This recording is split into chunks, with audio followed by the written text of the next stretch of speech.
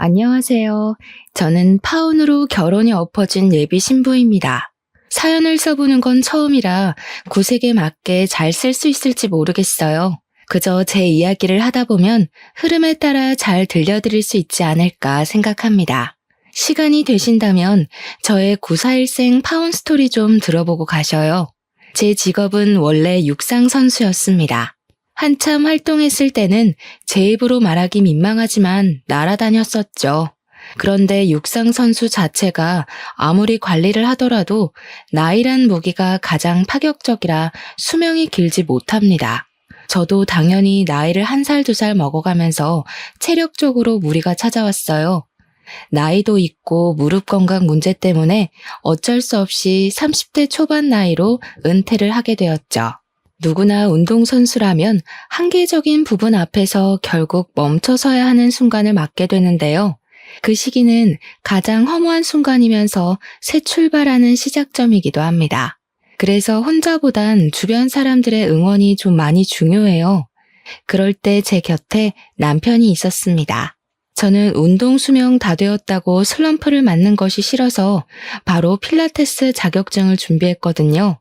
덕분에 슬럼프를 나름 잘 극복하고 이겨냈는데 필라테스를 차리고 예비 신랑을 만나면서 제 안에 남은 결핍까지 모두 채울 수 있었어요.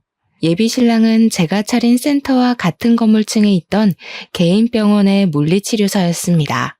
출퇴근길에 잘 마주쳤는데 예비 신랑이 어느 날 저에게 대놓고 관심 있다고 연락처를 묻더라고요.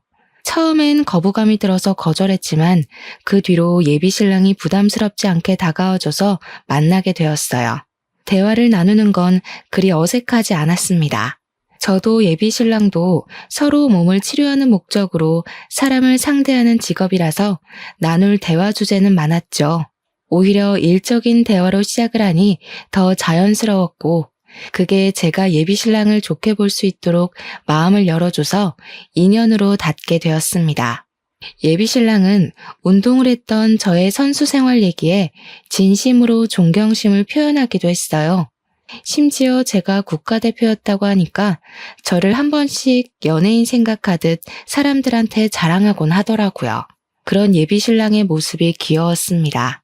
제가 비록 은퇴를 했음에도 예비 신랑은 저를 영웅으로 치켜 세워줬는데요. 그럴 때면 저는 본의 아니게 그리운 과거를 아름답게 추억하곤 했어요. 예비 신랑의 긍정적이고 밝은 에너지가 저의 심심했던 미래까지 환하게 비추는 느낌이라서 결혼도 조심스레 생각해 보았습니다. 이건 예비 신랑도 마찬가지였는지 예비 신랑이 어느 날 제게 먼저 프로포즈를 하더라고요. 저 같은 여자를 과분하다고 표현하면서 오들오들 떨며 반지를 주는 예비 신랑의 모습 때문에 결혼을 단번에 허락했던 기억이 납니다. 결혼을 약속한 사이가 되자마자 저와 예비 신랑은 더 가까운 사이가 되었습니다. 출퇴근은 무조건 같이 했고 괜찮다는데도 예비 신랑이 항상 저를 집까지 데려다 주었죠. 그러던 어느 날은 예비 신랑이 또 차로 저를 데려다 주려고 하는데 예비 신랑한테 전화가 온 적이 있어요. 제가 발신자를 살짝 봤는데 예비 시모더라고요. 예비 신랑은 저한테 양해를 구하고 안전벨트를 매기 전 전화를 받았습니다. 또 그 아가씨 집까지 갔다가 올 거니? 내가 혹시나 해서 전화했더니 잘했네. 오늘은 안 된다. 엄마가 급히 너랑 갈 데가 있어. 시간 없으니까 얼른 와. 그 아가씨 꼭 데려다 줘야 하는 거 아니잖아. 차 안이 조용하다 보니까 수화기 너머로 목소리가 대강 들렸습니다. 일단 무슨 일인지 자세히는 모르겠지만 시모가 비상 상황인 것 같다는 느낌은 있었어요. 평소 이런 적이 없었고 또 목소리가 굉장히 다급했거든요. 예비 신랑도 그렇게 느꼈는지 시모의 말을 거절하지 못했어요. 저는 눈치껏 예비 신랑 전화가 끊기자마자 괜찮다고 작별 인사를 했습니다. 예비 신랑은 끝까지 미안해하면서 자리를 떴어요. 그리고 다음날 시모가 예비 신랑을 그렇게 다급히 불렀던 이유는 다름 아닌 경비실에 맡겨진 택배 때문이었다고 했습니다. 시모가 들기엔 무거운 택배이긴 했지만 예비 신랑 말로는 급한 택배가 아니었다고 하더라고요. 실제 시모도 택배를 받아보고서 급했던 택배랑 착각했다는 겁니다. 택배 때문인 걸 마치 뭔 사고라도 난 것처럼 유난을 떨었던 시모 행동에 예비 신랑도 당황했다고 했지만 솔직히 저도 적잖이 놀랐습니다. 그래도 뭐 많이 중요한 택배였나 보지라고 생각하고 말았죠. 예비 시모는 고등학교에 교감 선생님까지 했다가 건강상의 문제로 은퇴해 쉬고 있는 상황이라 했어요. 저랑 예비 신랑이 결혼하기로 약속을 잡았고 본격적으로 기한을 정해야 했으니 그 전에 결혼 인사를 먼저 하기로 했습니다. 그래서 시댁을 우선 찾아갔어요. 시모를 뵙는 건 지난날 예비 신랑이 통화할 때 잠깐 목소리로만 겪은 것 말곤 처음이었거든요. 근데 그때 이미 목소리부터 만만치 않게 유창하단 걸 느꼈기에 왠지 긴장이 되었습니다. 뭔가 만나기 전부터 어려운 느낌이 들었어요. 아니나 다를까 시모는 첫인상부터 얼굴에 매서운 사람이라는 것이 적혀있는 관상이었습니다. 교사를 했던 사람이라 그런가 역시 분위기 자체에서부터 위험이 느껴졌죠. 그리고 이미 알고 있었지만 말투에서도 누굴 가르치려는 느낌이 강하게 드러났어요. 그래서 그런지 시모는 약간 학습력으로 사람을 평가하려는 잣대가 있는 것 같았어요. 제가 애초에 공부보다 예체능 쪽으로 몸을 담갔던 사람이란 걸 못마땅해하는 기색을 보였습니다. 어쨌든 아가씨 지금 학력이 고졸까지라는 거네. 왜 그랬을까? 예체능으로 빠져도 대학은 나올 수 있었을 텐데. 운동한다고 공부 손 놓는 건 내 나이 때나 그랬던 거고. 요즘 사람들은 미래 생각해서라도 이것저것 준비해두는 걸로 알거든요. 그래서 얘가 공부까지 한 애들보단 금메달 하나를 더 딸 수 있었던 거지. 엄마는 하나만 보고 여름 못 보네? 그것도 다 옛날 이야기지. TV에도 한 번 나온 적 없는 것 보니 유명한 선수도 아니었을 거 아니냐. 그리고 옛날에 상금 많이 탔다 해도 다 친정 밑으로 들어갔지. 지금이야 가진 돈 뭐 얼마나 남았을 거라고. 엄마가 몰라서 그렇지 매달 상금 무시하면 안 돼. 그리고 지금 하고 있는 필라테스 센터도 우리 병원 여직원들 거의 다 등록해서 완전 매출 보장 상태라고. 예비 신랑이 저를 자랑스럽게 얘기를 해도 시모는 탐탁지 않은 태도를 일관했습니다. 오히려 예비 신랑의 생각을 꺾으려고 일부러 더 안 좋은 말로 반박하는 것 같았어요. 제가 눈앞에 있는데도 서슴지 않게 경우 없는 말을 내뱉었죠. 거기서 예비 신랑이 능청스럽게 제 편을 들어주면서 치켜 세워주지 않았다면 분위기가 정말 이상해졌을 만큼 시모는 첫 대면부터 솔직했습니다. 시모 말투는 앞서 말했듯이 교사처럼 가르치는 듯한 느낌이 강했는데요. 예비 신랑이 잠깐 자리를 비운 사이 제가 어색한 분위기 좀 깨보려고 시모한테 조심스레 말을 걸었거든요. 어머님 마음에 제가 어떻게 보이실진 모르겠지만 학력 낮은 것과 별개로 저 정말 열심히 살아왔거든요. 한 번도 학력 때문에 무식하단 소리 들어본 적 없어요. 결혼 허락만 해주시면 증명해 보일게요. 시모는 제 말을 잠자코 듣더니 처음 뱉은 말이 말을 놓겠다는 대답이었습니다. 그리고 본격적으로 자기 주장을 더 황당하게 밀어붙였죠. 욕심만 있다면 패기 정도는 누가 못 부리겠니? 나는 우리 아들이 이상한 데 장가가는 거 원치 않아. 그러려고 뼈 빠지게 돈 벌어서 키운 거 아니거든. 그러니까 언제든지 네가 내 기준에 맞지 않는다고 생각하면 내 아들 의사와 상관없이 헤어지는 거야. 알겠니? 이미 자기가 결정하고 제게 통보하는 시기였습니다. 시모의 제안에 어안이 벙벙했던 저는 대답까진 못 해드렸어요. 예비 신랑이 자리에 같이 있을 때만 해도 그런 소리 안 하더니 저를 대놓고 떼어놓으려는 게 보여서 말문이 막혔어요. 우선 부모님 두 분이 학원 하신다고 했지? 학교 선생님도 아니고 일개 학원 강사면 겨우 먹고 살 정도겠구나. 아쉽지만 일단 사돈 자리는 탈락이네. 상견례는 다른 부분까지 차차 알아보고 결정하마. 시모는 애초에 제 대답 따위 필요 없었던 겁니다. 자기 할 말만 내뱉고 바로 일어나더라고요. 그리고는 주방으로 가버렸어요. 거기서 제가 뭘 할 수 있는 게 없어서 앉아 있었던 것도 있지만 어처구니 없어서 앉아 있었던 것도 있었어요. 저희 부모님더러 탈락이라 평가를 했다는 게 너무 기분 나쁘고 어이없었습니다.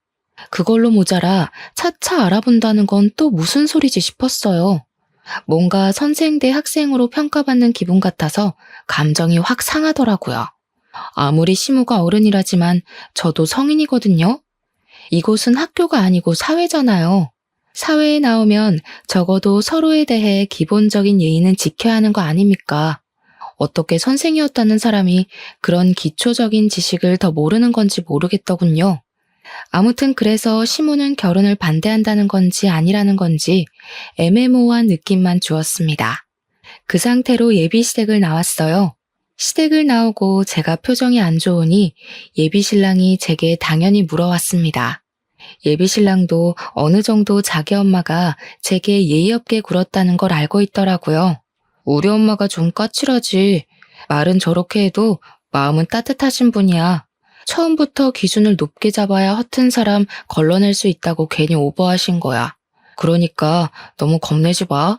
아마 당신이 감정적으로 안 나와서 엄청 좋게 보고 계실걸? 이런 것도 칭찬이라고 하는 건지 모르겠더군요. 예비 신랑은 자기 없을 때 시모가 제게 어떤 말로 돌직구를 날렸는지 몰라서 이런 태평한 소리를 하는 거였습니다. 저는 굳이 저 혼자 소가리를 하고 싶지 않았습니다. 제가 아직 결혼을 한 것도 아니었고 예비 시모의 일이면 예비 신랑도 알고 있어야 된다고 생각했거든요. 그래서 예비 신랑이 자리를 비웠던 딱 그때의 사실만 얘기를 했어요. 그랬더니 예비 신랑이 뜬금없이 하하 웃더라고요. 저는 나름 심각하게 얘기를 한 건데 웃어버려서 더 기분이 나빴습니다. 엄마가 또 옛날 습관 못 버리고 그랬나 보네. 엄마한테 그런 선생 같은 말투가 고질병 같은 거거든. 너처럼 오해하는 사람들이 많아. 근데 절대 신경 쓸 것 없어. 말 그대로 오해니까. 오해? 나는 지금 어머님 말투를 뭐라 하는 게 아니라 내용을 갖고 따지는 거야. 어머님이 우리 부모님더러 사돈 자리는 탈락이라는 소리를 했는데 그게 그냥 웃고 넘겨야 되는 습관이라고? 기분 나빴으면 미안. 나는 엄마가 이러는 거 워낙 익숙해서 몰랐어. 불편했어? 엄마한테 사과하라고 말할게. 예비 신랑은 뒤늦게야 진지한 제 표정을 보곤 자기가 시모한테 잘 얘기해서 오해 풀 수 있도록 하겠다고 했습니다. 다시는 이런 말실수 나오지 않도록 조심시키겠다는 말도 했죠. 예비 신랑이 어련히 잘 알아서 할 거라고 생각했어요. 그런데 며칠 뒤였습니다. 어느 날 연락도 없이 시모가 제가 일하는 곳으로 찾아온 겁니다. 시모랑 안면을 튼 사이인 건 맞지만 그래봤자 결혼 인사 때문에 찾아가서 겨우 한 번 봤던 것이 다였어요. 시모가 이렇게 연락도 없이 제 직장을 들이닥칠 만큼 가까운 사이가 아니란 말씀을 드리려는 겁니다. 그래서 제가 당황해도 무척 당황했죠. 시모가 어떻게 찾아왔을까? 갑자기 왜 찾아왔을까? 그런 걸 급하게 머리 굴려 생각해보면 전부 예비 신랑의 존재가 걸렸어요. 아마 예비 신랑이 결혼 인사 때문에 시모한테 뭔 얘기를 해서 저를 찾아온 게 아닌가 싶은 생각이 뒤늦게 들었습니다. 그나마 가장 사실에 가까운 강력한 추측이었죠. 어머님, 갑자기 어쩐 일로 찾아오셨어요? 어머님 오실 거란 얘기를 따로 들은 게 없어서 전혀 모르고 있었거든요. 모르는 게 당연하지. 내가 말 안 하고 왔으니까. 그냥 내 아들 병원에 물리치료 받으러 왔다가 네가 여기서 센터 한다는 얘기가 생각나서 잠깐 들렸다. 물리치료를 받으러 왔다는 것이 핑계라는 건 저도 나이가 있기 때문에 훤히 보이는 속셈이었습니다. 시모는 굳이 그런 거짓말을 하면서 제 센터가 보고 싶어 찾아온 것 같았어요. 저와 말을 주고받으면서도 노골적으로 제 센터를 쓱 둘러보는 느낌이 있더라고요. 지난번 결혼 인사 갔을 때 다른 건 차차 알아보겠다고 하더니 이런 불시의 점검이 그런 과정 중 하나였지 않나 싶습니다. 한눈에 들어왔을 센터를 눈에 다 담고 난 시모는 그제야 제게 눈길을 두었는데요. 이번엔 저의 차림새를 위아래 훑는 겁니다. 곧 혀를 끌끌 차면서 말씀하셨어요. 결혼할 남자도 있는 여자가 이런 야한 옷을 입고 일을 해? 혹시 일부러 다른 이성들의 시선을 즐기거나 그런 쪽에 취미가 있는 건 아니겠지? 그런 게 아니라면 앞으로도 이런 식으로 일할 거니? 이런 식이라뇨? 누가 들으면 제가 뭐 부정행위라도 하다 걸린 사람인 줄 알겠어요. 어머님, 여기 제 직장이에요. 아무리 그래도 말씀 좀 조심해 주세요. 조심은 너부터 하는 게 좋겠는데? 내 아들이 무려 같은 병원에서 일하고 있는 임직원인 걸 알면서 신부 될 사람이 쫄쫄이 입고 아래층에서 이런 식으로 설쳐대는 거 사람들이 알아봐. 천박하게 보지 않겠니? 말이 너무 대놓고 심한 것이 시모는 저한테는 아예 예의를 차릴 생각이 없어 보였습니다. 그 탓에 주변 회원님들까지 시모하는 말을 다 듣게 되었는데요. 솔직히 너무 창피했고 자존심이 상했어요.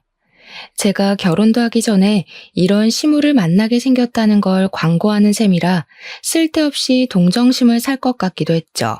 저는 일단 보는 눈 때문이라도 어쩔 수 없이 시모를 휴게실로 모셨습니다. 어머님이 어떤 기분으로 그런 소리 하셨는지 이해해 줄 수 있는데요. 좀 좁게 충고하실 수도 있는 거 아닌가요? 그래도 겨우 두 번째 보는 거면 초면이나 다름없는데 너무 매너가 없으시네요. 넌 젊은 애가 왜 이렇게 눈치가 없니? 내가 왜 이러는 것 같은지 모르겠어. 눈치라도 있으면 그나마 덜 민망하게 헤어질 수 있으려나 했는데 역시 남들보다 머리 굳은 지가 오래돼서 그런가 보네. 시모가 딱 그 말을 하면서 저를 새초롬하게 째려보는데 저는 그 순간 알아챘어요. 시모는 우리 결혼을 처음부터 반대했다는 것을요. 애초에 제가 운동을 했었다는 이유만으로 저를 며느리로 드릴 생각이 아예 없었다는 것을요. 알아서 나가떨어져 나가길 바래서 저한테 그리 매너 없게 굴었다고 친히 말씀하시더라고요. 그걸 그제야 눈치챈 저도 어쩌면 미련한 면이 없지 않았다곤 볼 수 없을지도 모르겠네요. 나는 적어도 우리 아들이 같은 병원 일 하는 사람이나 공무원은 되는 사람이랑 결혼하길 바라거든.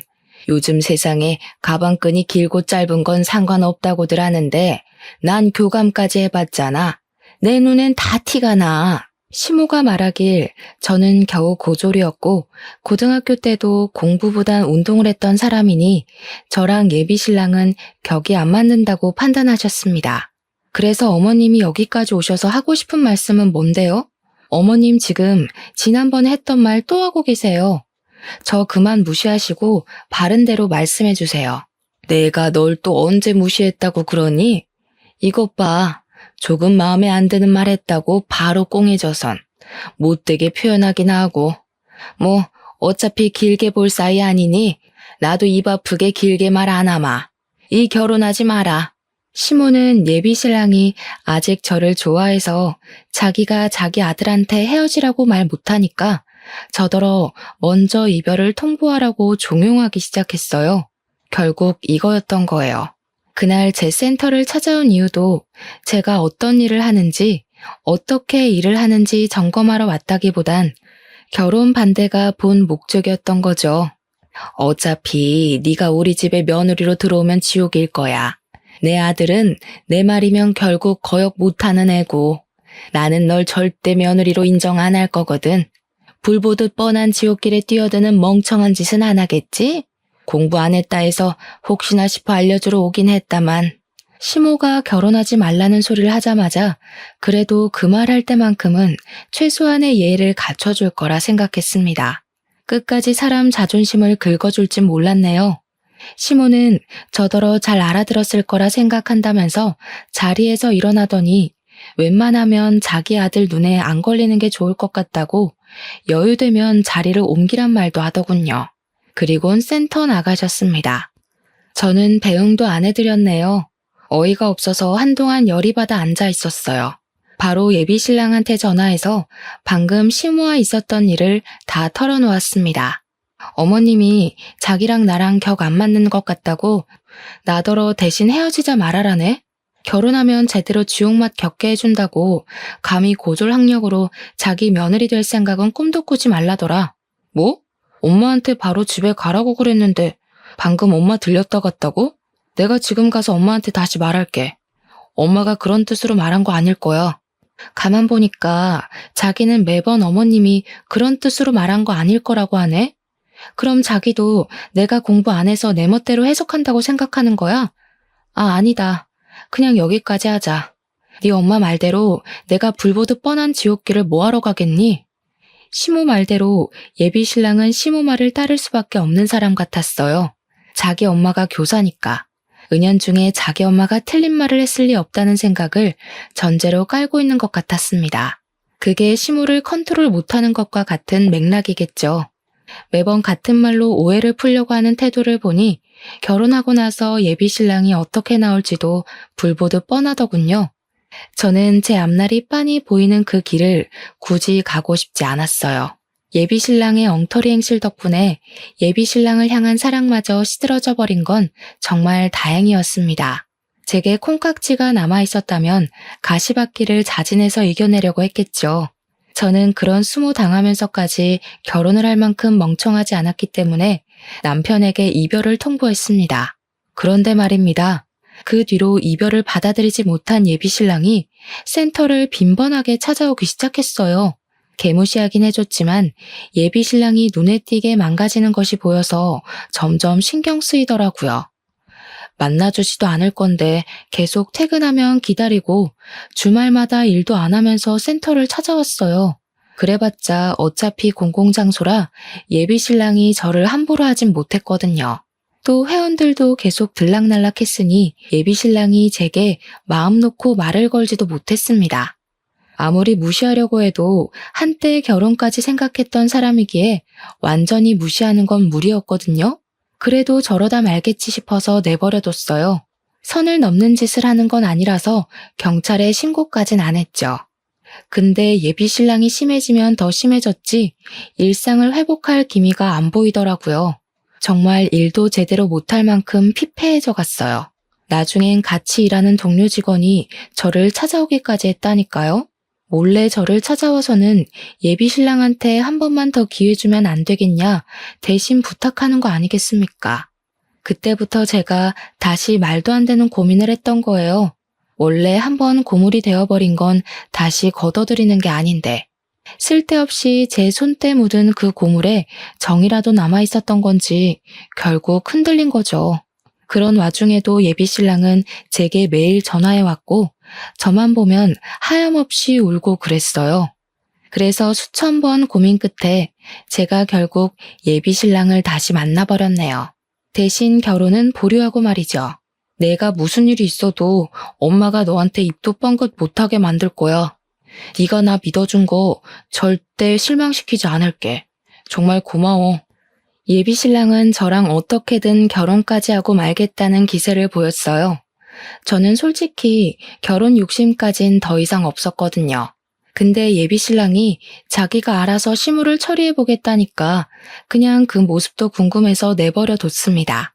그런데 그걸 아주 화끈하게 보여줄지는 몰랐어요. 예비 신랑이 제게 결의를 보여준 지 한 달이 지났을 때쯤이었는데요. 예비 신랑이 그동안 자기 나름대로 시무한테 반항을 했나 보더라고요. 어느 날은 퇴근하고 집 앞에 갔는데 예비 신랑이랑 시무가 먼저 도착해서 기다리고 있더라고요. 시무는 예비 신랑이랑 헤어지고 나서 처음 보는 거였거든요. 준비되지 않은 마음으로 시무를 발견하니 저절로 주춤하게 되었습니다. 저도 모르게 굳이 마주치고 싶지 않아서 도망가려는데 예비 신랑이 저를 붙잡고 한 번만 같이 시간 갖자고 부탁하기 시작했어요. 자기가 시무를 회유시켜서 사과하러 온 거라고 하더라고요.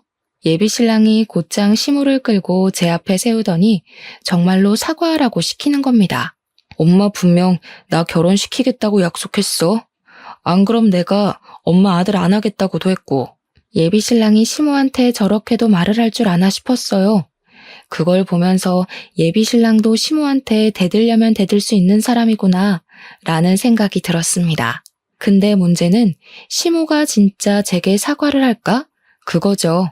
처음부터 제가 수준 낮아서 마음에 안 들다 했던 사람인데 콧대 높은 사람이 과연 고개를 숙일까요?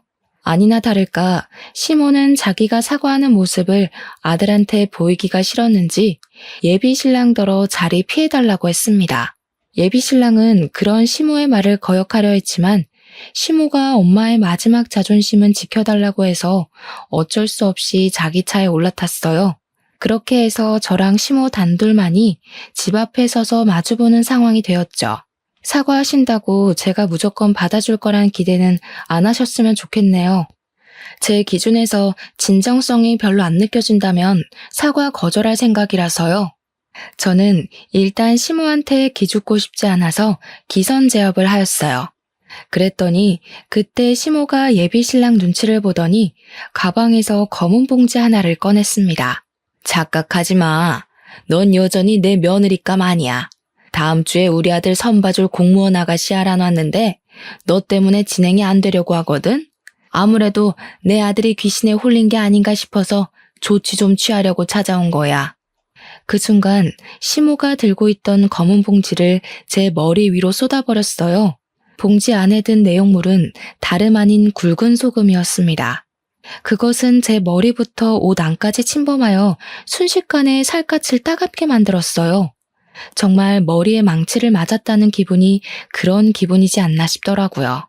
그 잠깐 동안 온 신경이 얼어붙은 것처럼 꼼짝할 수가 없었습니다. 제 기준에서 상상을 초월하는 무례함이었거든요. 조금 뒤늦게야 정신을 차린 저는 결국 참지 못하고 시모가 들고 있는 가방을 빼앗아 버렸어요. 제가 둘러쓴 소금과 우리 집 앞에 쏟아진 소금을 전부 다 주워 담기 시작했습니다. 그러자 시모가 놀라서 자기 가방을 뺏으려고 하더군요. 저는 그런 시모를 밀어내며 시모 가방 안을 악착같이 소금으로 범벅했어요. 야, 뭐 하는 짓이야? 이 명품이 얼마짜린 줄 알고 이래? 기스 난다고. 당장 안 내놔? 왜요? 남의 집에 쓰레기를 가져왔으면 도로 가져가야지. 여기 안에 쓰레기밖에 없어서 쓰레기통인 줄 알았는데 명품은 무슨? 주인이 쓰레기면 명품도 이렇게 쓰레기밖에 안 되는 거라고요. 시모는 제 손에 들린 가방을 뺏으려 했고 저는 뺏기지 않으려 사투를 벌이는 사태가 벌어졌습니다. 그때 제가 어느 시점에서 가방을 놔버렸어요. 그러자 시모가 보기 좋게 발라당 넘어져 버리더군요. 그 꼴에 대고 제가 남은 소금 싹 다 가져가라고 친히 손으로 퍼다 시모한테 전부 뿌려줬습니다. 나도 당신 며느리 할 생각 없는데 만약 재수없게 며느리가 된다면 그쪽을 영원히 불행한 시어머니로 한번 만들어줘 볼까 했거든? 똥 밟았다 생각하기 싫으면 내 눈앞에 다신 나타나지 마세요. 마지막 경고예요. 우리의 소란을 알고서 뒤늦게 차에서 내린 예비신랑은 사태의 심각성을 보고서 경악을 금치 못했습니다. 그리곤 바로 넘어져 있는 자기 엄마한테 달려갔어요. 저를 다소 원망스럽게 쳐다보더라고요. 자기야, 우리 엄마가 사과하러 온 거잖아. 아무리 쌓인 게 있어도 이건 아니지. 엄마가 한 발 양보했으면 자기도 똑같이 양보해야 되는 거 아니야? 대체 왜 이렇게 못되신 거야? 아, 그래. 네가 고작 이 정도 안목이란 거 확신할 수 있게 돼서 다행이다. 이제는 고물 재활용 못하겠어. 너도 네 엄마랑 세트로 내 눈에 띄지 마. 발모가지 비틀어버리기 전에. 저는 둘 다 꺼지라고 쫓아내고서 문을 닫아버렸습니다. 다신 찾아오지 말라 했더니 예비 신랑이 뒤늦게 제가 아까운지 또 설득하려고 찾아오대요. 꺼지라고 소리치면서 경찰 신고할 거라고 하니까 불이 나게 도망치고는 더 이상 안 찾아오더라고요. 사실 처음 이 결혼이 엎어졌을 때 그대로 마무리를 했다면 그나마 감정만 조금 상한 채로 지나 보냈을 기억이었을 겁니다. 그런데 제가 쓸데없이 게임에 넘어가서 아주 더럽게 엎어진 결혼이 되어버린 거죠. 그건 제 스스로의 업보라고 인정하기에 길게 탓할 생각은 없었어요. 그저 그 사람들과 관련된 모든 인연을 빨리 정리하고 싶었습니다.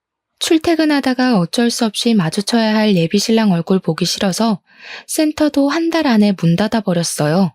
저는 이러한 사정을 친정 부모님한테 빠짐없이 고백했습니다.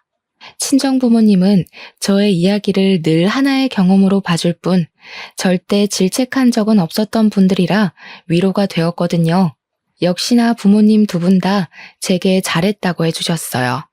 오히려 상견례까지 못 가 시모 낯짝 한번 마주해보지 못한 걸 아쉬워하셨습니다.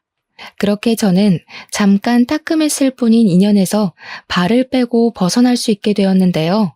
센터는 아빠가 학원 건물 1층에 자리 내줄 테니까 거기서 하라고 하더라고요.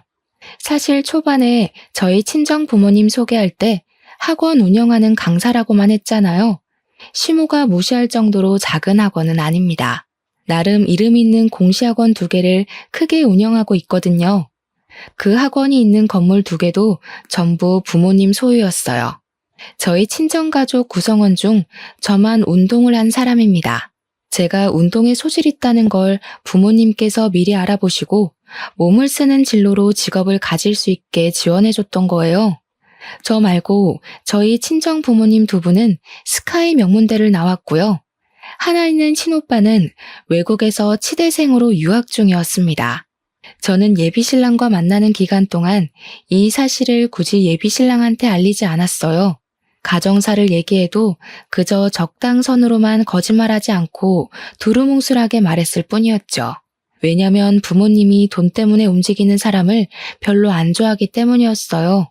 키나 사위가 될 사람이면 나중에 재산도 나눠주게 될 텐데 돈도 고른 사람은 거르고 싶다는 것이 가장 중요한 이유였습니다. 그리고 또 강약 약강의 사람들도 안 좋아했는데요. 부모님은 저희 집안이 상대적으로 상대 집안보다 못나 보일 경우 상대 집안에서 어떤 태도로 나오는지를 중요하게 생각하셨습니다. 그때만 해도 제가 예비신랑을 한참 사랑했을 때라서 예비신랑은 강약 약강인 집안에서 자란 게 아닐 거다 호언장담했었거든요. 그런데 결혼 인사 가자마자 학력 때문에 제가 개무시를 당했잖아요. 그때 부모님의 낯을 보기가 얼마나 민망했는지 몰라요. 시댁에서 저를 반대하는 이유가 고졸 때문과 운동 경력 때문이란 걸 얘기하는 것도 뻘쭘했습니다. 어쨌든 저는 부모님 학원 건물에서 새로 일을 시작해 좋은 성과를 이루었어요. 한 달 만에 그간 일했던 모든 월 매출에서 최고액을 달성했죠. 병원에서 일했을 때보다 무려 1.5배 높은 성장률이었어요. 학원가라서 학생들의 공부를 방해하는 건 아닌가 걱정했는데 오히려 공시생들에게 운동이 중요한 생활 리듬으로 작용하더라고요. 그래서 뜻하지 않게 인기가 대폭발해버렸습니다. 지난날의 과오는 생각도 안 날 만큼 빠듯한 하루를 보냈어요. 그렇게 평화로운 일상을 살던 중이었습니다. 아무 생각 없이 휴대폰을 봤는데 제가 예비신랑을 차단 안 해놨더라고요. 그래서 우연히 예비신랑 프로필을 보게 되었어요. 근데 결혼하는가 보대요? 공무원 여자랑 선본다더니 잘된 건지 웨딩 사진이 프로필로 올라와 있었습니다. 그걸 보면서 역시 사람은 다 제 짝이 있는 거구나 그런 생각이 들더라고요. 제게는 어렵기만 했던 그 남자와의 결혼이 어떤 여자한테는 겨우 몇 개월 만에 결혼까지 직행했을 만큼 수월했다는 의미잖아요. 예비신랑과 결혼을 못해서 아쉽다는 말을 하는 게 아니라 그저 사람은 저마다 묶인 인연이 따로 있는 것 같다는 걸 느꼈다는 것 정도예요. 그런데 생각해보면 말입니다. 세상에 이루어질 수밖에 없는 운명적인 인연이 있다면 그 반대도 있다는 소리잖아요. 참 끈질긴 앙숙의 인연도 분명 존재하지 않겠습니까? 제가 아마 예비신랑과 운명이 아닌 앙숙의 연으로 묶여진 관계가 아닌가 싶었어요. 그렇게 느낀 이유는 당연히 그 집안 사람을 또다시 마주치게 되면서였습니다. 한참 평소와 같은 일상을 보내고 있을 무렵이었어요. 대낮이었고 곧 점심시간이라서 건물 내부에 점차 사람들의 유입이 많아지고 있을 때였죠. 그 시각 저는 센터에 있었는데요. 갑자기 건물 내에서 엄청난 소란이 나는 겁니다. 소방 대피 훈련할 때 말고는 보통 이 정도의 소음은 생기지 않는 곳이 공시학원이거든요. 그래서 단연 그 소리에 관심이 몰릴 수밖에 없었어요. 저뿐만 아니라 건물 내부의 모든 사람들이 다 그랬죠. 그건 수업까지 방해될 정도의 행패였던지라 구경 나가지 않을 수가 없었는데요. 저도 뒤늦게 센터를 나가봤다가 정말 깜짝 놀랐지 뭡니까. 소란의 중심이 있는 사람 중 한 명이 예비 시모였던 여자가 아니겠어요? 인파에 가려져서 시모만 보였을 땐 시모가 저를 찾아내서 이곳을 온 줄 알았습니다. 등골에 소름이 쫙 끼쳤죠. 그런데 조금 더 인파를 뚫고 중심으로 들어가니 시모가 웬 젊은 여자의 머리채를 잡고 성난 얼굴을 하고 있더라고요. 저를 찾아온 게 아니었다는 건 일단 안심이었지만 상황 자체는 여전히 당황스러웠어요. 공무원도 아닌 게 공무원이라고 거짓말을 쳐? 어쩐지 뭔가 이상하다고 했어. 아직 필기도 못 붙어서 학원이나 다니고 있던 주제에 어디서 공무원이었던 나를 속이고 내 아들이랑 결혼을 하려고 해? 내 아들한테서 얼마나 뜯어갔어. 보아하니 시모에게 머리채를 잡혀 비명을 꽥꽥 지르고 있는 여자는 제가 예비신랑 프로필에서 봤던 그 여자인 듯 했습니다. 예비신랑과 결혼하려 했던 여자인데 공무원이 아니라 우리 부모님 학원을 다니고 있던 공시생이었나 봐요. 억울해하면서 해명하는 여자 얘기를 들어보니까 결혼하기 전에 시험이 하나 있는데 그때 무조건 붙을 자신이 있어서 일부러 말 안 했다고 하더라고요. 그건 당장의 결과를 원하는 시모한텐 통하지 않을 이론이란 걸 저는 예측이 되었죠.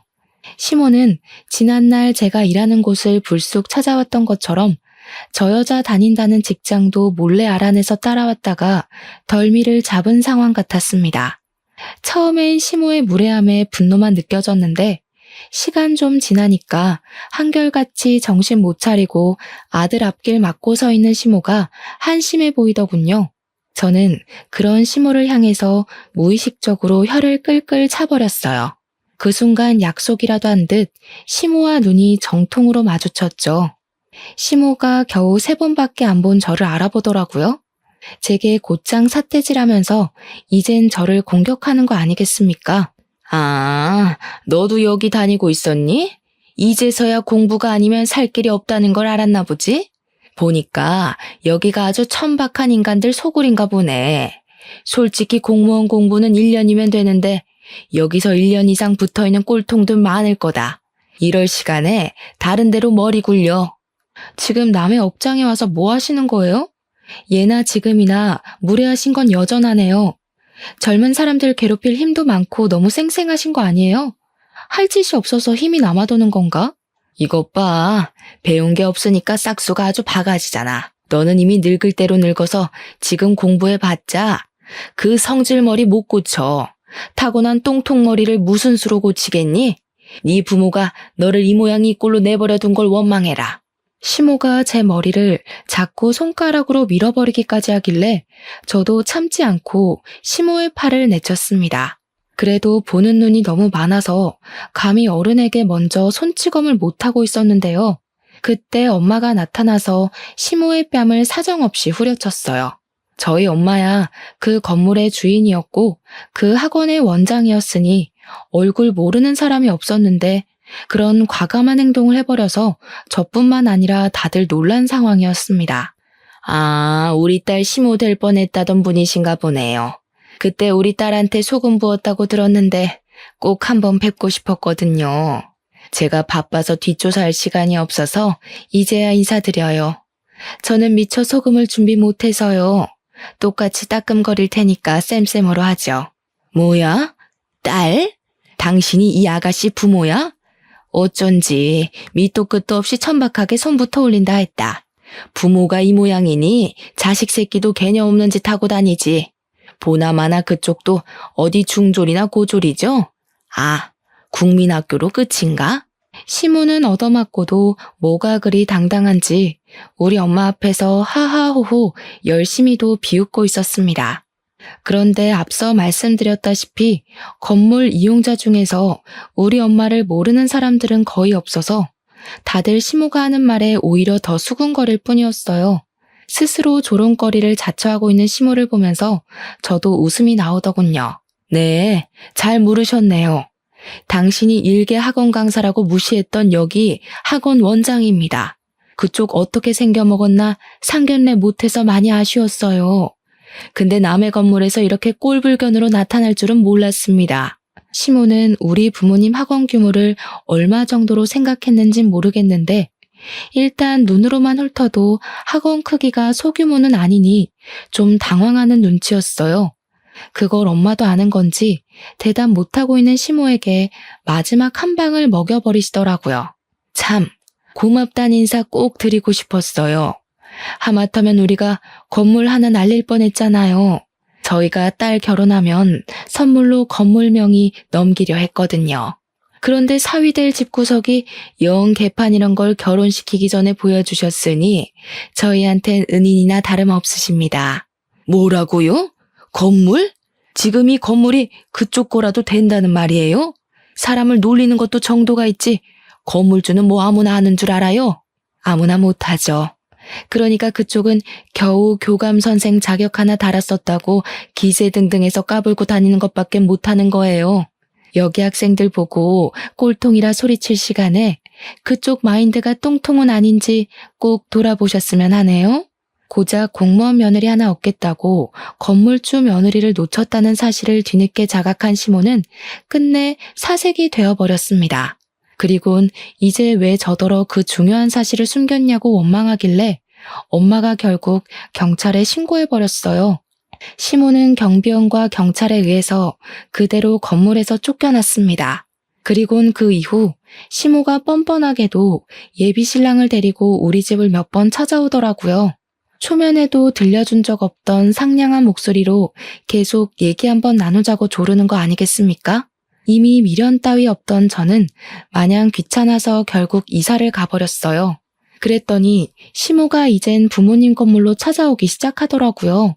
구질구질하게 왜 이러세요? 안 어울리니까 제발 하던 대로 하고 사세요. 이제 와서 높은 콧대 깎는다고 뭐가 달라지겠어요? 교감 아줌마는 건물주 며느리까지 품을 그릇이 안 되는 사람인 거예요. 그러니까 자존심에 딱 맞는 공무원 아가씨나 더 발굴하러 다니시라고요. 저는 바로 경찰한테 신고해서 접근 금지 신청을 때려버렸습니다. 돈으로 혼을 내줘야 정신을 차리니 그것 또한 문제인 사람들이더군요. 어쩌다가 그런 똥을 밟아버렸는지 모르겠지만 다행히도 이래저래 잘 털어냈네요.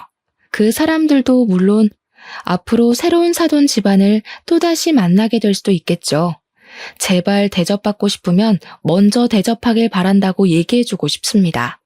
제 이야기 잘 들어주셨나요? 저도 사연을 올릴 수 있는 경험해봐서 뜻깊은 시간이었습니다. 이 시간 즐거웠고 들어주신 청취자분들께 진심으로 감사 인사드립니다.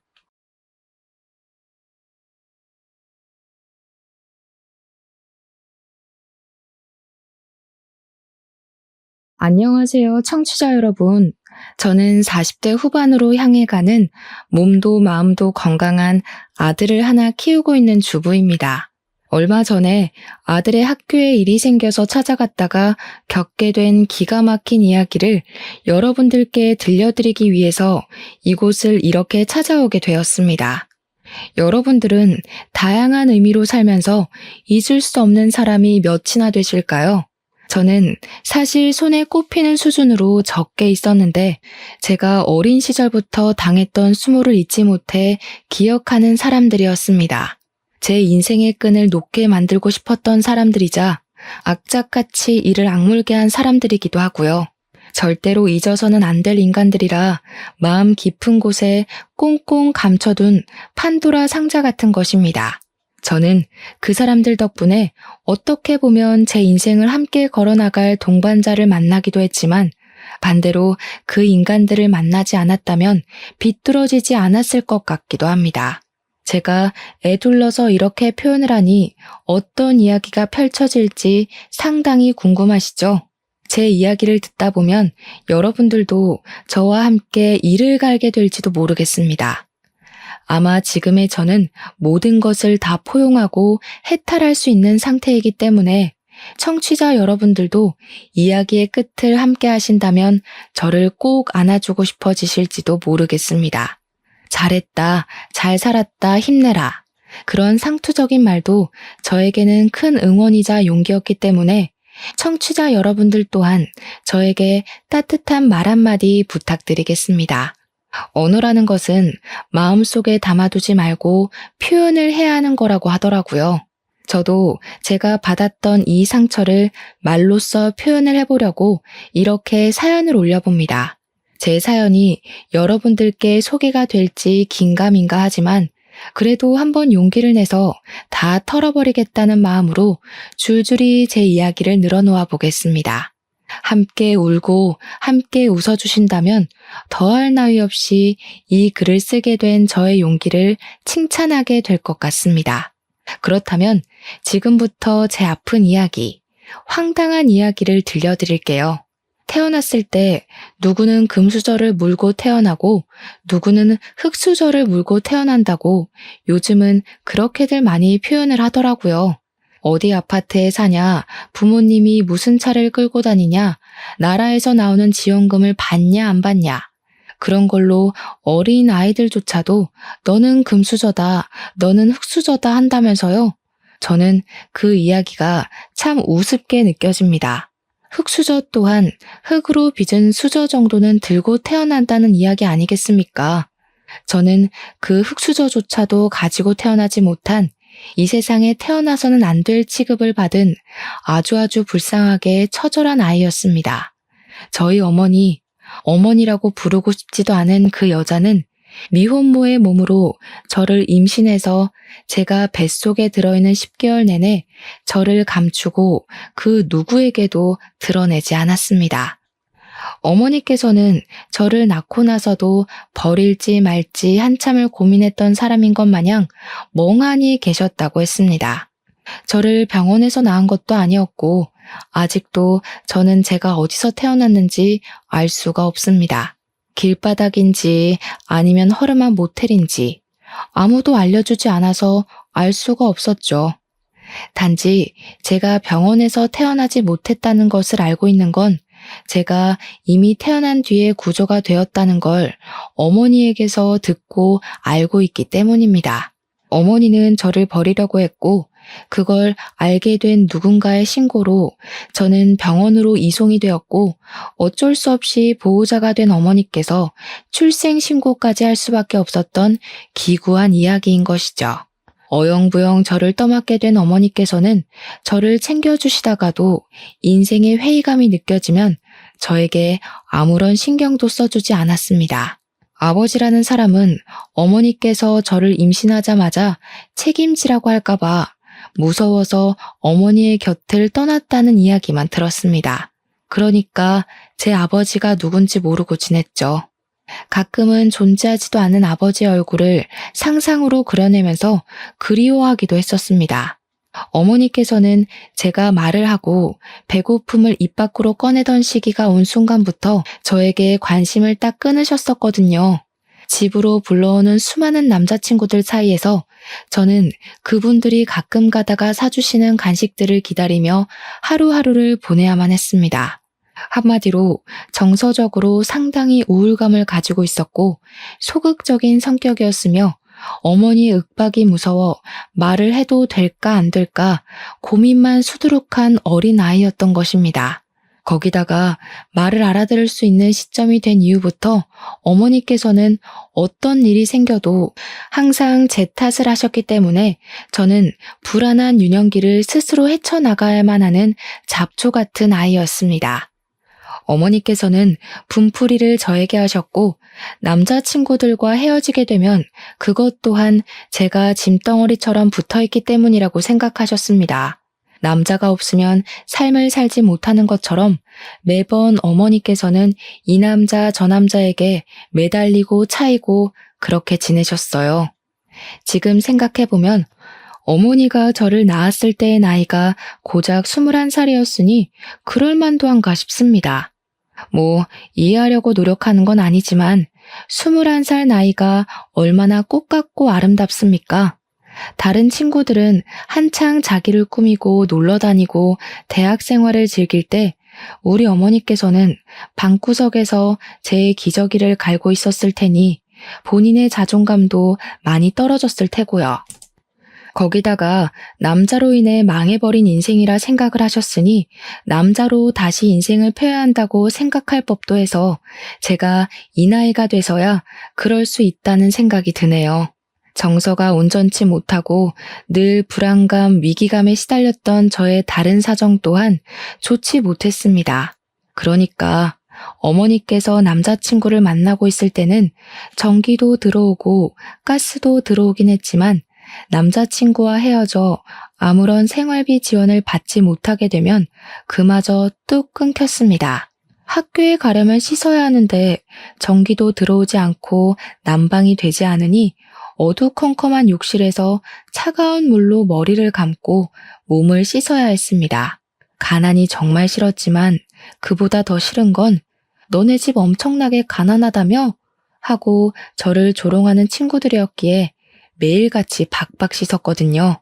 저는 찬물에 온몸이 사시나무 떨리듯 떨렸어도 매일같이 씻고 학교에 등교했는데 그때마다 잠결에 눈도 제대로 뜨지 못한 어머니가 시끄럽다고 소리를 지르셨습니다. 매번 제 탓을 하며 가스가 끊긴 것도 전기가 나간 것도 다 저 때문에 이렇게 살게 된 것이라고 하셨습니다. 모든 이유에 저를 갖다 붙이셨어요. 저 때문에 결혼을 하지 못했고 그래서 어쩔 수 없이 이런 가난함을 겪으며 살아야 한다고 저만 없었더라면 어머니의 인생은 달라졌을 거라고 하셨습니다. 그 시대에는 부부가 이혼을 하는 경우도 지금처럼 많지 않았기 때문에 미혼모에게 달라붙는 시선이 엄청나게 나쁘던 시절이긴 했습니다. 여자가 처신을 어떻게 하고 다녔길래 남편도 없이 혼자 애를 키우냐고 손가락질을 하고 당연히 저와 놀지 말라는 학부모들이 늘어났습니다. 저는 아무런 잘못을 하지도 않았지만 늘 그들 사이에 미운 오리 새끼였습니다.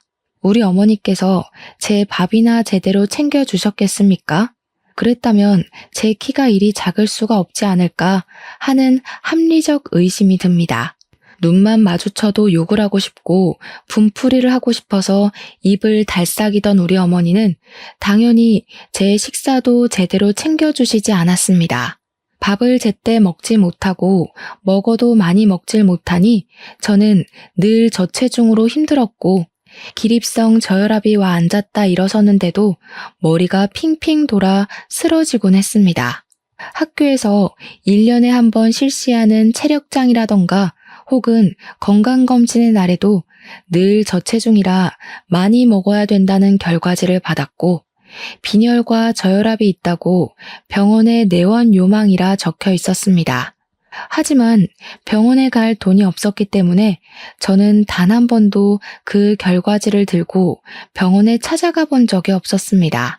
요즘은 무상교육이다, 무상급식이다 해서 밥도 주고 교육도 공짜로 시켜줬지만 예전에는 학교를 다닐 때 분기별로 등록금과 급식비를 지불해야 했었습니다. 중학교도 고등학교도 전부 말입니다. 저는 매번 그 명세서를 들고 집으로 돌아갈 때가 가장 가슴이 두근두근거렸습니다. 공부도 못하는 게 어차피 대학도 못 갈 것인데 뭐 한다고 그 돈을 내고 학교를 다니라는 소리를 매번 입버릇처럼 하셨기 때문에 진짜로 돈을 주지 않으실까 싶었던 것이죠. 그 돈이면 우리 어머니의 며칠간 생활비나 다름없었기에 저는 항상 분기가 되면 돈을 내야 한다는 것에 스트레스를 받고 있었습니다. 매번 돈을 밀리고 제대로 수납을 하지 않으니 교무실에 불려가서 인격 모독을 당해야만 했습니다. 그때는 촌지라는 것도 유행이었는데 뭐 돈 한 푼 없는 비렁뱅이에게 뭘 기대하겠습니까? 그러니 학교 선생님들도 저를 대부분 막대하셨죠. 하지만 중학생 때 유난히 저에게 친절하셨던 담임 선생님이 딱 한 분 계셨습니다. 그 선생님은 잊히지가 않습니다. 늘 등록금으로 힘들어하고 돈이 없어서 주눅이 들어있었던 저를 불쌍히 여기셔서 등록금을 대신 내주기도 하셨던 분이셨거든요. 저에게 학교를 그만두고 싶어도 중학교 졸업조차 못하면 사회에서 아무짝에도 쓸모없는 사람이 된다고 고등학교까지 꼭 졸업하라고 용기를 주셨습니다. 고등학교까지는 졸업을 해야 공장에 취직을 해도 할 거라면서요. 저는 그 말을 뼛속 깊이 새겼습니다. 학교에서 소풍을 가는 날에도 도시락 한 번을 싸준 적 없던 우리 어머니. 저는 김밥 한 줄을 살 돈조차 없어서 소풍에 가면 천덕꾸러기처럼 반 친구들의 김밥을 하나씩 얻어먹으며 배를 채웠습니다. 기분 좋게 김밥을 한두 개 나눠주는 친구가 있는 반면 저에게 거지라고 놀리며 김밥을 적선하듯 주는 친구도 있었습니다. 제가 가난하고 싶어서 가난한 게 아닌데 그런 취급을 받을 때면 정말 속상해서 속이 뜨거워지고 눈시울이 시큰거리곤 했었습니다. 우리 어머니는 늘 저에게 관심이 없었고 바깥으로 놀러 다니기 바빴으며 동네에서도 소문이 참 좋지 않은 문제가 많은 그런 여자였습니다. 하지만 어머니는 항상 제 탓을 하셨고 저는 그 말에 익숙해져 있었기에 정말로 어머니의 불행함은 모조리 나의 탓이구나. 내가 존재해서 그런 거구나 하며 지내게 되었습니다. 어머니께서는 제 존재를 부정하셨고 제가 중학생이 된 이후부터는 정말 저를 가족이라고 생각도 하지 않고 그렇게 지내셨습니다. 제가 17살이 되어서 고등학교에 입학을 했을 때 어머니께서 웬일로 저에게 같이 나가서 교복을 사자고 하셨습니다. 중학생 때도 학교 졸업하는 선배들이 물려주는 교복을 3년 내내 입고 지냈었기 때문에 새 교복을 사준다 하니 정말 날아갈 듯이 기뻤습니다. 어머니는 저에게 비싼 교복을 사주시면서 이제 고등학생이니까 앞가림 정도는 스스로 하라고 웃으며 말씀을 하셨고 저는 아무것도 모른 채 좋다고 고개를 끄덕였습니다. 그저 그때는 새 교복을 사게 되었다는 것, 그거 하나만으로도 너무 행복했기에 어머니의 말 속에 숨겨진 뜻이 무엇인지 전혀 눈치를 채지 못했습니다. 그렇게 새 학기를 기다리던 어느 날, 교복을 머리맡에 두고 깊은 잠이 들었는데 다음 날 눈을 떠보니 어머니께서 집에 계시지 않더라고요. 처음에는 그저 어머니께서 아침부터 볼 일이 있으셨나 보다 하고 말았습니다. 가끔 그렇게 일찌감치 사라지시는 날이 있었거든요. 그런데 그날 밤이 되도록 어머니께서는 집에 돌아오지 않으셨고 저는 자고 있으면 알아서 들어오시겠지 하면서 잠을 청하게 되었습니다.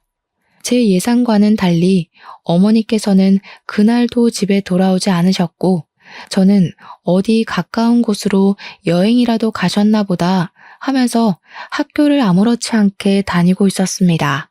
3일이 지나도록 어머니께서 돌아오지 않자 저는 점점 불안해졌고 일주일이 지난 시점에서야 알게 되었습니다. 어머니께서 저를 버리고 혼자서 떠나셨다는 사실 말입니다. 어머니께서 떠나셨다는 걸 자각하게 되었을 때 저는 정말 눈앞이 캄캄해지는 느낌을 받았습니다. 그 전에도 돈이 부족한 생활을 하곤 했지만 정말 1원 한 장 제 손에 쥐어주지 않고 그렇게 떠나실 거라고는 상상도 해본 적이 없었으니까요. 경찰 앞을 정말 몇 번이나 왔다 갔다 했는지 모르겠습니다. 결국 용기를 내어 경찰서에 들어가 우리 어머니께서 가출을 하신 것 같다고 신고를 하게 되었습니다. 경찰들은 귀찮은 걸 떠안았다는 표정으로 저에게 다른 보호자분은 어디에 있냐고 물어보셨고 저는 아버지가 없었기에 다른 보호자는 없다고 이야기를 했습니다.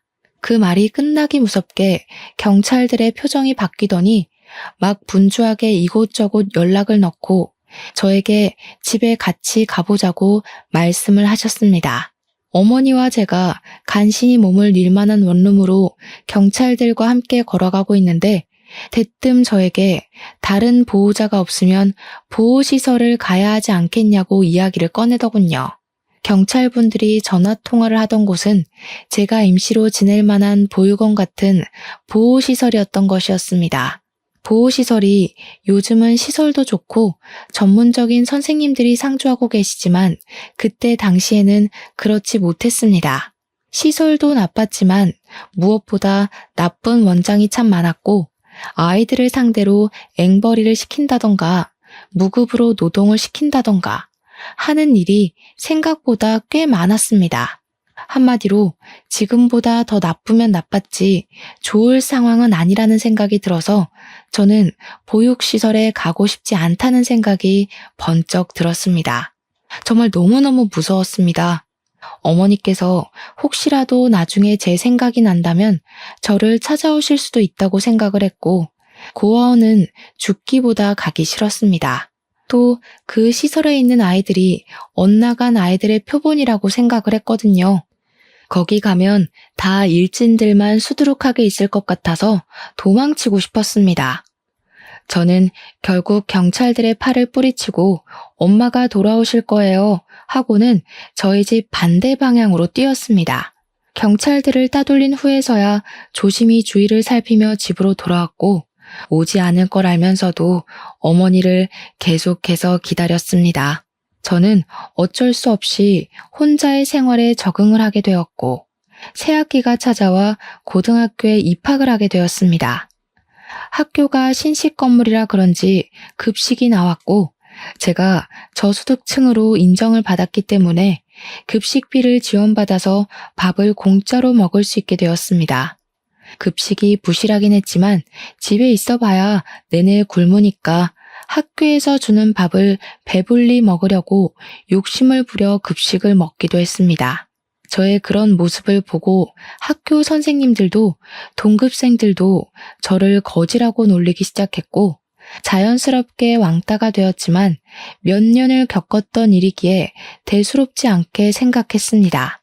점심을 배불리 먹을 수 있다는 것만으로도 학교 생활이 무척이나 즐거웠거든요. 어머니께서 집을 나간 뒤로는 정말 흰죽도 못 얻어먹는 신세가 되어 저녁은 항상 굶거나 수돗물로 배를 채워야만 했습니다. 동급생 여자애들은 저를 무시하기 시작했는데 그 중에 유독 민지라는 여자아이가 저를 그렇게 괴롭히고 못살게 굴었습니다. 여자아이들의 따돌림이라는 게 그냥 욕이나 하고 무시나 하고 그 정도로 가벼울 것 같다고 생각하시는 분들이 대부분일 텐데요. 아닙니다. 정말 무섭습니다. 특히 민지라는 친구는 그저 저를 괴롭히기 위해 존재하는 사람 같았다고나 할까요? 아니요. 사탄 같은 친구였습니다. 처음에는 그저 다른 일반적인 왕따나 장난처럼 교과서나 체육복을 숨겨놓고 골탕을 먹이는 가벼운 장난으로 시작을 했으나 강도는 점점 심해졌습니다. 그도 그럴 것이 제가 초등학생 때부터 쭉 왕따를 당해왔는데 고작 교과서와 체육복 따위로 크게 반응을 할 리가 없었으니까요. 저를 괴롭히는 무리들은 제가 반응하지 않자 점점 심하게 저를 괴롭히기 시작했고, 제 얼굴이 일그러지는 것을 보면서 상당히 기뻐했습니다. 더러운 쓰레기들을 모아서 제 책상 서랍 안에 넣어두기도 했고, 일부러 화장실에 들어가 있으면 천장과 칸막이 사이로 물을 뿌려대기도 했습니다. 몇 번의 물 세례를 받은 뒤 교실에 들어가지도 못하고 화장실에서 숨지겨 울고 있었는데, 선생님께서 수업에 들어오지 않았다고 공개적으로 저를 혼낸 일도 있었고요. 수업이 다 끝나고 집에 돌아가는 길에도 학교에서 쳐다본 게 기분이 나빴다며 저를 뒷골목으로 불러서 괴롭히는 일도 있었습니다. 몇 번의 반복 끝에도 저는 그 괴롭힘에 익숙해지지 않았고 더 이상은 견디기 힘들어 어른들에게 도움을 요청하려고 했지만 제 편을 들어줄 어른이 하나도 없었습니다. 결국 저는 큰 결심을 하고 선생님을 찾아갔더니 친구들 사이에서 그럴 수도 있지 않냐고 하시며 가해자의 편에 서서 이야기를 하시더라고요. 저에게 성격에 문제가 있을 수도 있으니까 반 친구들이랑 잘 지내보려고 노력을 해보라고 하시면서 마치 제가 가해자인 것처럼 이야기를 하셨습니다. 결국 저는 참다 경찰서를 찾아가게 되었고, 경찰서에서는 학교에 신고가 접수되었다며 찾아와 가해 학생들을 불러냈습니다. 하지만 학교 측에서 학생들이기 때문에 수업을 뺄 수 없다고 완강하게 거부를 했고, 우리 학교에서는 학교 폭력이라든지 왕따 같은 것은 없다고 딱 잘라 말했습니다.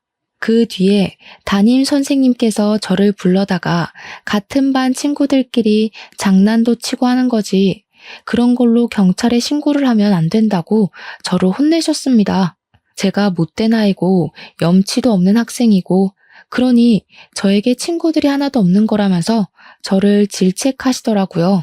다행히 살던 집에서 쫓겨나는 일은 없었지만 제가 아르바이트를 하지 않고서는 생활을 전혀 할 수 없는 수준에 이르렀습니다. 눅눅해져 곰팡이가 피어버린 쌀은 더 이상 곤란해 먹을 수 없을 지경이었고 반찬 같은 건 기대도 할 수 없는 수준이었습니다. 물조차 살 돈이 없었기에 수돗물을 떠다 마시고 있었는데 그마저도 끊기기 일보 직전이어서 저는 일자리를 알아보게 되었습니다. 사실 그동안은 어머니께서 모든 공과금을 내고 계셨기에 저는 몰랐는데 전기와 가스가 끊겨버린 터라 정부에서 저희 집을 방문하게 되었습니다. 제가 혼자 어두운 방구석에 있는 걸 보고 보호자는 어디에 있냐고 몇 번이나 물어보았는데 저는 제 보호자가 어디에 있는지를 모르니 대답을 할 수 없었습니다. 저는 보육시설로 옮겨질 수 있다는 불안함에 사회복지사를 붙잡고 엉엉 울면서 보육원만큼은 가고 싶지 않다고 매달려야 했습니다. 복지사는 저에게 보육시설이 나쁜 곳이 아니라고 지금보다 훨씬 더 좋은 생활을 할 수 있을 거라며 저를 달랬지만 저는 극구 거부를 했습니다. 갖은 핑계를 다 대면서 혹시라도 돌아올 어머니를 기다리고 싶다고 이 집으로 분명 돌아오실 거라고 필사적으로 보육시설에 가는 것을 거부했습니다. 결국 복지사는 주민센터와 연계해서 저를 지원해 줄 수 있는 국가법이 있나 찾아보기 시작했고 저는 그제야 제가 몰랐던 사실 하나를 알게 되었습니다. 등본을 떼어보니 저와 어머니가 완벽하게 세대 분리가 되어 있더라고요. 그러니까 저희 어머니는 저를 버리고 떠나서 재혼을 하시고 살림을 차린 것입니다. 저를 버리고 떠나서 새 남자를 만나서 잘 먹고 잘 사는 건지, 제 걱정은 정말 단 한 번도 하지 않은 건지, 당연히 이 부분도 제가 하염없이 어머니를 기다리고 있는 걸 알고 있는 주민센터 공무원분께서 연락을 해주셔서 알게 되었습니다. 제가 혼자 너무 힘들게 생활하고 있으니 몰래 우리 어머니를 찾아서 연락을 했는데 어머니께서 딱 잘라 말씀하셨다고 하더라고요. 자기에게는 딸 같은 거 없다고. 걔 내 딸 아니고 잠시 맡아 키워준 거라고요. 죽든 말든 상관없으니 연락하지 말라고 하셨다네요. 저는 완벽하게 버려졌다는 기분을 처음으로 느끼게 되고 완전히 자포자기를 하게 되었습니다. 저는 학교 생활을 제대로 하지 못했기 때문에 늘 전교 꼴찌했고 그걸 알게 된 민지는 제 성적표를 반 친구들과 돌려보며 저를 조롱했습니다. 비렁뱅이 새끼가 공부까지 못하면 진짜 제대로 인생 망한 거 아니냐고 깔깔거리면서 친구들이랑 저를 놀려대는데 정말 부끄러웠습니다. 제 교과서를 찢으면서 공부도 못하는 게 이런 게 필요하긴 하겠냐고 쓰레기통에 버리기도 했습니다. 민지는 소위 말하는 일진이라는 선배 오빠들과 어울려 다니면서 오토바이를 타고 폭주족 흉내를 내고 담배를 태우고 술을 마시기도 했습니다. 제가 편의점에서 일을 하는 것을 알게 된 민지는 학교가 끝이 나면 제가 일하는 편의점에 찾아와서 담배를 내놓으라고 저를 협박하기도 했습니다. 저는 절대로 줄 수 없다고 말렸지만 제 머리를 툭툭 치면서 비렁뱅이는 시키는 일이나 똑바로 하라고 모욕을 주더라고요. 결국에는 일진 오빠들까지 데리고 와서 저를 위협하며 협박을 했고 저는 울면서 사정했지만 결국 담배를 강탈당하고 말았습니다. 거기서 조용히 넘어갔으면 행복한 결말이었을지 모르겠지만 세상은 항상 제 편을 들어주지 않았습니다. 그들이 길거리에서 담배를 피우다가 신고를 당하게 되었고 경찰이 조사를 하다가 저희 편의점까지 찾아오게 된 것입니다. 당연히 편의점은 영업정지를 당하게 되었고 화가 나신 점주님은 저에게 일방적인 해고 통보를 내렸습니다. 저는 어쩔 수 없는 일이었다고 변명을 했지만 어른들의 사정에 제 이유 따위는 중요하지 않았던 것이죠. 점주님은 저에게 영업 손실까지 책임을 지라고 돈을 내놓으라 하셨습니다. 저는 얼마 되지 않는 돈이지만 적금을 부었던 통장을 깨서 점주에게 고스란히 바쳐야 했습니다. 저는 악착같이 신문 배달을 하고 패스트푸드점이며 제가 할 수 있는 일은 빠짐없이 다 하면서 일을 하고 하루하루를 버텨나갔습니다. 고등학교 2학년이 되고 나서 민지와 드디어 다른 반으로 갈라지게 되었고 저는 학교 생활에 한 줄기 빛을 본 듯한 기분이 들었습니다. 물론 다른 학교로 떨어진 것은 아니니까 언제든지 저를 찾아와서 괴롭힐 수 있다고 생각을 했지만 쉬는 시간만 잘 피해 다니면 되겠다고 생각을 했습니다. 저는 행복한 상상을 하며 지내고 있었는데 어느 날 집주인분께서 저를 찾아와 전세금 300만 원 올려달라고 하셨습니다.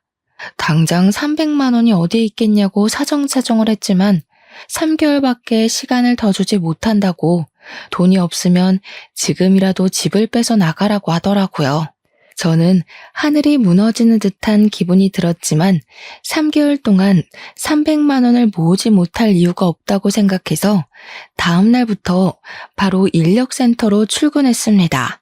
공사장 막노동이라도 좋으니 돈을 벌 수 있게 해달라고 빌었고 건물 청소부터 택배 상하차까지 미친 듯이 일을 했습니다. 그 결과 2달이 조금 넘는 시간 만에 300만 원을 모아 집 주인분께 전세금을 드릴 수 있었습니다. 그리고 학교에 등교를 하니 담임 선생님이 저를 교무실로 불러서 뺨을 세게 치시더라고요. 선생님께 맞았다는 생각에 귀가 멍해지고 눈앞에 별이 반짝하는 것 같았습니다. 제가 2 뺨을 감싸고 선생님을 보자 씩씩거리며 말씀을 하시더라고요. 학교가 장난이야? 네가 나오고 싶으면 나오고 안 나오고 싶으면 안 와도 되는 놀이터야? 이 새끼가 아주 이렇게 난장판으로 학급 분위기 조성할 거면 자퇴를 해. 저는 정말 너무나도 속상했습니다. 다른 이유도 아니고 의식주를 해결하기 위해서 학교를 나오지 못한 것인데 저를 문제아 취급을 하니까요. 하지만 악몽은 거기서 끝나지 않았습니다. 제가 새로 구한 아르바이트가 2층에 있는 파스타 집이었는데 저녁밥도 해결할 수 있고 생각보다 월급도 짭짤해서 마음에 드는 일자리였습니다. 그런데 그 건물 3층에 주점이 들어와 있었거든요. 제가 파스타집에서 마감 아르바이트를 끝내고 집으로 돌아가는데 그걸 민진의 일당이 목격을 한 것이었습니다. 간판이 꺼진 파스타집에서 나온 거라 생각하지 않고 제가 주점에서 일을 했다고 생각을 한 건지 학교에 이상한 소문을 내기 시작한 것입니다. 당연히 학교는 뒤집어졌고 저는 파스타집에서 아르바이트를 한 것이라고 속상함을 토로했습니다. 하지만 제 말을 믿어주는 사람은 아무도 없었습니다. 저를 믿지 못한 담임 선생님은 파스타집까지 찾아오셨고 제가 실제로 그곳에서 아르바이트를 하고 있다는 걸 보고 나서야 믿어주셨죠. 이미 소문은 전교생들에게 다 퍼져 있었고 저는 일일이 그 친구들을 찾아가서 주점에서 일을 하는 게 아니라고 해명을 할 수가 없었습니다. 결국 학부모의 항의 전화가 걸려오고 학교에서는 저에게 학교의 이미지를 실추했다고 하며 자퇴를 권유했습니다. 저는 죽어도 졸업장을 받고 싶다고 했지만 그러면 강제 전학을 보내겠다고 했어요. 저는 결국 고등학교 2학년이 되어서 학교를 그만두고 말았습니다. 저는 희망을 잃지 않고 계속해서 일을 하며 쉼없이 버텨냈고 20살이 되었습니다. 취직을 하고 싶었지만 내세울 게 없고 고등학교마저 중퇴이니 취직을 할 수 없었습니다.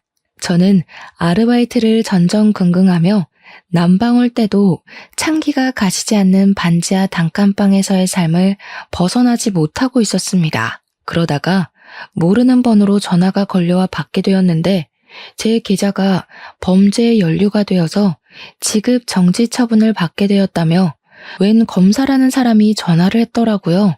그럼 저는 어떻게 하냐고 했더니 통장에 있는 돈을 검찰청에서 관리하고 있는 계좌로 이체를 하라고 시키는 게 아니겠습니까? 저는 너무 놀라기도 했고 제 돈이 불법 자금에 연루가 되었다고 하니 무섭기도 해서 그 검사가 시키는 대로 바로 이체를 했습니다. 다들 예상하셨다시피 그 전화는 보이스피싱 전화였고 저는 정말 제 평생을 모아온 돈 800만 원을 그 전화 한 통화에 전부 잃게 되었습니다. 비어버린 제 통장 잔고를 확인했을 때 경찰서에 찾아가 울면서 제 돈 돌려달라고 외쳤으나 난감해하던 수사관님을 보았을 때 저는 정말 죽고 싶다는 생각 외에 아무런 생각도 들지 않았습니다. 저는 왜 이런 운명을 달고 태어나서 이렇게 불쌍하고 기구하게 살아야 하나 엄청 슬펐습니다. 저는 결심을 했습니다. 인생을 끝내기로요. 한강에서 이때까지 살아온 모든 삶을 포기하기로 마음먹고 다들 많이 오른다는 한강다리 정 가운데에 서서 해가 지는 노을을 바라보며 뛸 준비를 마쳤습니다. 어디에서 보니까 머뭇거리다가는 사람들이 말린다고 하기에 결심이 서자마자 난간을 밟고 재빠르게 뛰어내리려고 하는데 누가 뒤에서 저를 끌어안고 힘으로 난간에서 떼어놓더라고요. 죽기로 마음을 먹은 저는 초인적인 힘을 발휘해 난간을 뛰어넘으려고 애를 썼지만 그 남자의 힘에 밀려서 나자빠지게 됐습니다. 내가 죽겠다는데 당신이 뭔데 나를 방해해? 아직 고등학생 같은데 뭐 때문에 벌써 삶을 끝내려고 하는 거야? 오히려 저에게 소리를 치면서 화를 내는 남자 옆에는 중년의 아저씨도 함께 있었습니다. 둘이 부자지간으로 보였는데 남자는 계속해서 저에게 고등학생이 하면서 화를 내더라고요. 제가 돈이 없어서 옷을 사지 않았기에 20살에도 내내 교복을 입고 지냈었거든요. 이렇게 사느니 그냥 죽는 게 낫다고요. 제 말에 남자와 아저씨는 저를 힘으로 질질 끌고 다리 밖으로 나와 근처에 보이는 커피숍에 들어가 저에게 따뜻한 차 한 잔을 사주셨습니다. 저에게 죽을 힘으로 살라고 하는데 그 말도 버겁고 억울해서 눈물이 나오더라고요. 당신들이 뭘 한다고 저한테 그런 소리를 하세요? 부모한테 버림을 받고 평생을 돈이 허덕이며 살다가 겨우겨우 모은 돈까지 보이스피싱 당했다고요. 처음 보는 사람들 앞에서 엉엉 울면서 콧물까지 쏟으니 그 부자가 당황해 하더라고요. 아저씨는 저에게 같이 어디 좀 가자 하시더니 밖에 세워둔 차에 올라타라고 했고 저는 이게 납치 같은 건가 싶기도 했지만 어차피 죽을 목숨이었으니 상관없다 생각하고 차에 올라탔습니다. 차 안에서 이야기를 하는데 남자는 27살이고 사진작가로 일을 하고 있다고 했고 아저씨는 예상대로 그 남자의 아버지였습니다. 어디 가냐고 묻지도 않고 도착한 곳은 아저씨가 살고 있는 집이었는데 저는 그곳에서 영문도 모르고 아저씨께서 내어주신 따뜻한 밥 한 끼를 얻어 먹었습니다. 밥을 다 먹고 뻘쭘하게 앉아 있는데 아저씨께서 저에게 지갑에 있는 돈을 다 털어주시면서 내일도 이 돈으로 밥을 사 먹으라고 하셨습니다. 남자는 저에게 명함을 주면서 일을 할 곳이 없어서 걱정이라면 본인의 사진 보조로 써주겠다고 찾아오라고 했습니다. 저는 그 집에서 나와 골목을 걷다가 그 아저씨가 준 돈을 주머니에 넣었고 다음날 아저씨가 말씀하셨던 것처럼 그 돈으로 점심을 사 먹었습니다. 일주일 동안 고민을 하다 결국 남자에게 받은 명함에 적힌 번호로 전화를 걸었고 굶지는 않게 해주겠다는 말에 남자의 보조로 일을 하게 되었습니다. 남자는 포토상을 받기도 했던 신인 작가였고 이름을 점점 알리고 있는 사람이며 작업물 또한 꽤 되는 전문가였습니다. 저는 그 남자 옆에서 4년이라는 시간 동안 카메라를 정리하고 필요한 렌즈를 전달하고 인화 작업을 돕고 조명을 설치하는 일을 하며 완벽한 보조로서 손발을 맞춰가게 되었습니다. 처음에는 이 일을 얼마나 할 수 있을까 싶었지만 밥도 몇 끼 챙겨주고 월급까지 섭섭지 않게 챙겨주니 일이 고돼도 버티게 되더라고요. 저는 그렇게 같이 일을 하며 정을 붙이고 7살이라는 나이를 극복하고 결혼까지 하게 되었습니다. 남편의 어머니는 남편이 어린 시절 일찌감치 돌아가셔서 남편은 시부와 둘이서 아웅다웅하며 살았다고 하더라고요. 시부는 제가 어떤 유년 시절을 겪었는지, 어떤 마음으로 삶을 포기하려 했는지, 다시 용기를 내어 살게 되었는지 알고 계신 분이라 결혼을 반대하지 않으셨습니다. 저를 내내 옆에서 지켜봐 주셨기에 오히려 잘 됐다면서 저희의 결혼을 진심으로 축복해 주셨고, 저와 남편은 행복한 결혼식을 올리게 되었습니다. 과거가 저를 붙잡고 힘들게 하긴 했지만 결혼 이후에 많이 안정이 되었고, 제 상처를 극복하는데 남편이 참 많은 도움을 주었습니다. 저희는 촬영 일정이 들쑥날쑥했기에 딱히 집이 필요하다고 생각되지 않아 시부와 함께 합가해서 살고 있었습니다. 그러다가 정말 적당한 시기에 제가 임신을 하게 되었고, 너무나도 소중한 우리 아들을 낳게 되었습니다.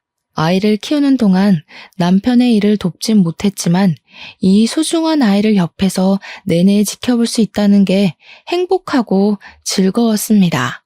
우리 아들은 또래보다 잘 먹기도 하고 편식도 전혀 하지 않아서인지 키가 참 컸습니다.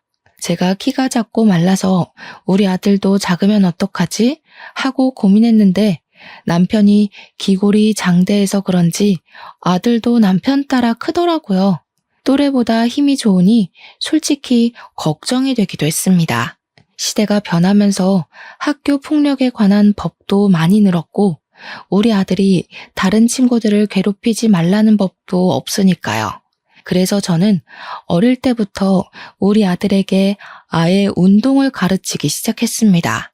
운동을 배우면 힘을 어떻게 사용해야 할지 스스로 깨칠 것 같아서 가르쳤는데, 우리 아들이 운동에 정말 소질이 있어서 어릴 때부터 대회에 나가서 상도 받고 하더라고요. 태권도, 검도, 합기도를 시키고 12살 때부터는 아예 유도까지 정식으로 가르치기 시작했습니다. 15살이 되었을 때는 복싱을 배워보고 싶다는 아들의 말에 프로복서가 운영하는 운동장에 아들을 등록시켜서 복싱을 가르치기도 했습니다. 무럭무럭 자란 우리 아들은 17살이 되어 고등학교에 진학을 하게 되었는데, 생전 문제 한 번 일으킨 적 없었던 아들이 어느 날 큰 사건에 휘말리게 되었습니다. 집에서 시부와 함께 점심을 차려 먹고 쉬고 있는데 학교에서 전화가 걸려온 것이 아니겠습니까? 우리 아들이 폭력 사건에 휘말려서 지금 학교로 오셔야 할 것 같다는 담임 선생님의 전화였습니다. 놀래서 남편까지 호출해서 학교에 달려갔는데, 알고 보니 우리 아들이 같은 반 일진 같은 친구가 약한 친구를 괴롭히고 있어서 하지 말라고 말리는 과정 중에 시비가 붙어 싸우게 된 것이었습니다. 학교 선생님들도 평소 수업 태도가 좋은 우리 아들의 편을 들었고 사건의 전말을 다 알고 있어 일진 친구를 전학 보내기로 결정을 내렸다고 하더라고요. 하지만 일진 학생 부모가 학교에 찾아와서 자기 아들이 맞았으니 피해자인데 왜 우리 아들이 전학을 가냐고 난동을 부리고 있다는 겁니다. 저는 일단 우리 아들이 일진 학생과 싸웠기에 이야기를 나누려고 갔는데, 거기에는 왕따를 당하던 학생네 부모님도 같이 자리를 하고 있더라고요. 일진 학생의 부모 얼굴을 보는데 이상하게 얼굴이 낯이 익은 게 아니겠습니까? 그 순간 딱 기억이 나더라고요. 네, 바로 민지였습니다. 지금 우리 아들을 때려놓고 뻔뻔하게 얼굴을 들고 나타나? 너 혹시 땡땡 고등학교 나온 강민지 아니니? 그러니까 저를 빤히 보더니 기억해내고는 기가 막히다는 듯이 웃더라고요. 그 순간 피해자 학생의 부모가 소리를 쳤습니다. 뻔뻔하게 우리 아들을 괴롭힌 놈이 피해자라고 나서는 게 어이가 없어 정말. 이러는 거 쪽팔리지도 않아요? 지금이 어느 시대인데. 너 학교 다닐 때도 그렇게 일진짓거리를 하고 담배 피우고 오토바이 타고 하더니 변한 게 하나도 없구나. 뭐? 뭐가 어쩌고 어째? 담배를 피우고 오토바이를 타요? 우리 와이프가? 순간 민지가 사색이 되어서 입을 합 다무는데 민지 남편이 민지를 확 째려보면서 말을 하더라고요. 학교 다닐 때 조신하게 공부만 했다고, 그래서 유학도 갔다 왔다고 하더니 생 양아치였다고? 제가 누굴 닮았나 했더니 이것은 사기꾼 아니야? 그러면서 갑자기 민지네 부부가 부부싸움을 시작하는 게 아니겠습니까? 피해자 학생 부모와 저희 부부 모두 어이가 없었죠. 민지가 오해가 있다면서 자기가 다 설명할 테니 시부모에게는 비밀로 해달라고 남편에게 사정사정을 하는데 제가 이때다 싶어 폭로를 이어나갔습니다. 오해는 무슨 오해야. 너 내가 일하던 편의점에 와서 담배 내놓으라고 난리쳐서 영업 정지까지 먹였잖아. 제 말에 민지 남편이 거칠게 넥타이를 풀면서 쪽팔려 죽겠다고 소리를 치더라고요. 그러던 와중에 교무실에 웬 노부부가 나타나서는 민지 아들한테 달려가 우리 손주, 귀한 우리 손주 얼굴 누가 이렇게 만들었냐고 침 튀기며 소리를 지르더군요. 제 아들의 멱살을 잡은 할머니가 네가 우리 손주 때린 거냐고 난리를 치는데 남편이랑 저랑 기가 막혀서 빤히 바라보았습니다. 그런데 정말 다시 생각해도 너무 소름 끼치고 어이가 없네요. 그 할머니가 글쎄 저를 버리고 떠난 제 친모이지 뭡니까? 엄마? 순식간에 찬물을 끼얹은 것 마냥 조용해지고 친모는 저를 보더니 손을 벌벌 떨면서 얼굴이 시퍼렇게 질리더군요.